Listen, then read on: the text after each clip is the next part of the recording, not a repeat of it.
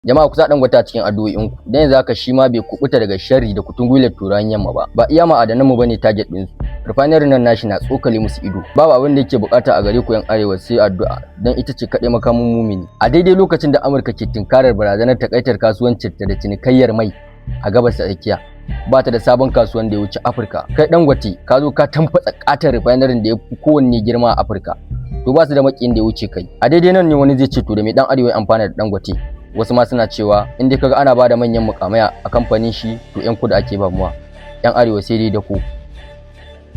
Kuma zahiri ya tabbatar da haka, sannan kuma aikin alheri sai dai in a boye yake. To amma halin da muke ciki a daidai wannan gabar a kasar nan, na gwammaci in yi alaka da Cinedu da in yi alaka da wasu turawan yamma. Kai kake gani wani kabila ko addini ya raba ku, su kuma kiyayyar su ta takaita akan baki ne. A daidai wannan gabar Awal ma ya jibu da duk wani dan Najeriya dole yayi patronizing din product din kasan shi. Ku daina amfani da MTN, dole kowa ya kamata ya samu Gulu, saboda Gulu na yan Najeriya ne. Ku buɗe account din Sint, wani app na nan kaman TikTok na yan Najeriya ne.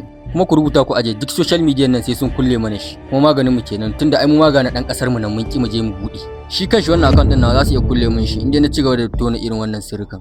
Kuma na shi da irasa shi inda akan kasa ta ci. Zaka iya bibiya na a sauran social media duka dai sunan da nake amfani da shi Hamdala Official. In kun bude ku follow dina, ni ma yau na bude nawa. Ku si kayan buwa, ku si kayan Dangote.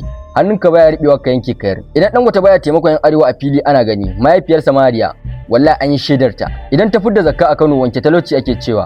Dan haka jama'a a tare a yafe ma Dangote. Ko kuma Dangote ka ringa yin zakka a zahiri. A kididdigan tattalin arzikin Dangote na yau ya kai tiriliyan 45. Idan tiriliyan 10 zai fidda wa zakka, kudin zakkan ya kai biliyan 250. Yanzu idan aka ce Dangote ya fidda zakkan shi na wannan shekara a comment din wannan bidiyon, mutum 200,000 kowa sai ya samu miliyan 1. Ni kuma da ne bidiyon sai an bani miliyan 50. To kun ga aka bani miliyan 50 ai daga ranar Hausa kabila ce.